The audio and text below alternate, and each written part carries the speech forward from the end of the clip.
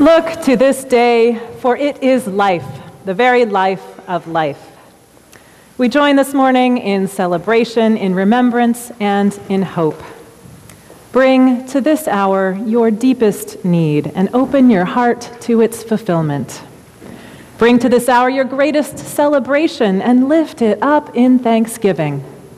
Bring to this hour your humblest offering and find here loving acceptance. Bring to this hour your song, your cry, your laughter, and find devoted companions for the journey. Holy Oneness, meet us here. We begin by lighting our chalice. Kian Silva will light this morning.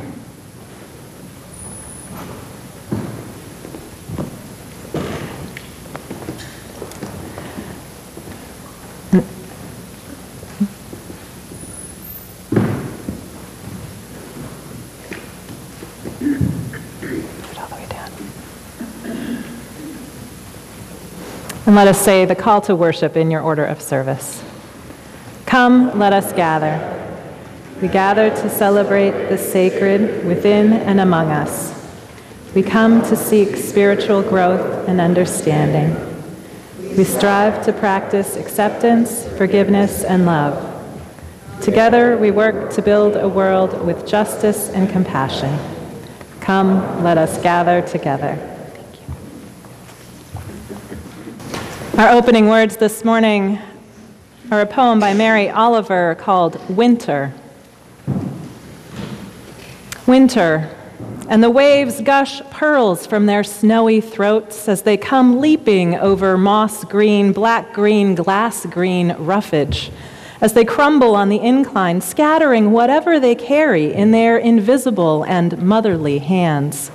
Stones, seaweed, mussels, icy and plump with whaled shells, waiting for the gatherers who come flying on their long white wings, who comes walking, who comes muttering, "Thank you, old dainties, dark wreckage, coins of the sea in my pockets, and plenty of gulls, and still the wind pounding, and the sea still streaming like a mother wild with gifts.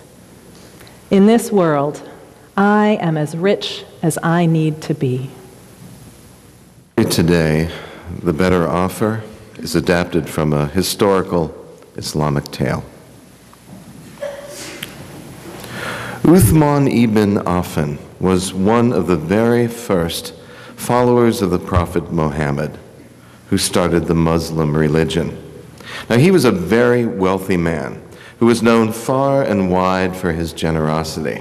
In fact, he was so generous with his money and possessions that people still tell stories about him today, more than 1,000 years later.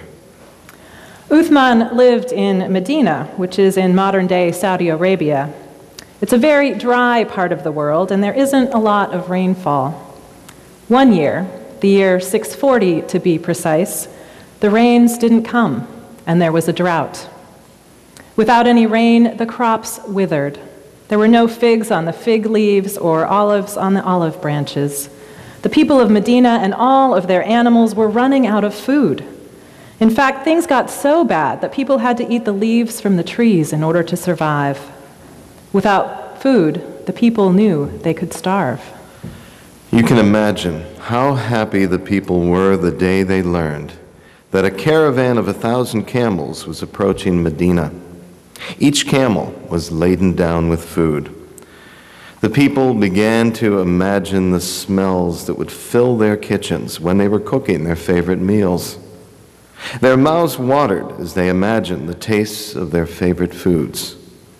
Best of all, they imagined going to bed with full bellies for the first time in weeks. Well, knowing that the caravan belonged to Uthman ibn Affan made the people rejoice even more, for they knew of his reputation for generosity. Surely he would give them a good price on the food he had for sale. The merchants also rejoiced to hear that the caravan was approaching. For months, business had been slow because they had no food to sell. The people of Medina had stopped spending money in their shops. The merchants began to imagine their shops filled with hungry people, willing to spend any amount of money in order to eat and feed their families. Knowing that the caravan belonged to Uthman ibn Affan was not welcome news for the merchants, however, for he had a reputation for being a very sharp businessman. Although he was fair, Uthman ibn Affan drove a very hard bargain. Nonetheless, the merchants immediately went to Uthman ibn Affan. They wanted to buy the food from his caravan from him so they could sell it in their shops. They knew that in this time of famine, they could resell the food in their shops for 2 or even 3 times its usual price. And so, they were ready to pay any price Uthman ibn Affan asked. Uthman received all of the merchants graciously. No one was surprised, however, when he rejected their first offers. "I am afraid I cannot do business with you," he said, "for I have already received a better offer." The merchants had expected that they would have to offer him more money for the food, and they did. They raised their offers again and again, but each time Uthman declined, repeating, "I am afraid I cannot do business with you, for I have already received a better offer." The merchants began to grumble among themselves. At this rate, they would barely make any money when they sold the food. Besides, they would have to charge so much money for the food that the people of Medina would barely be able to afford it. Perhaps Uthman's reputation for generosity was exaggerated. By refusing the prices they offered, he was driving the price for the food higher and higher. Some folks in Medina might not be able to afford it at all. Finally, the merchants made their best offer, 5 times the value of the cargo.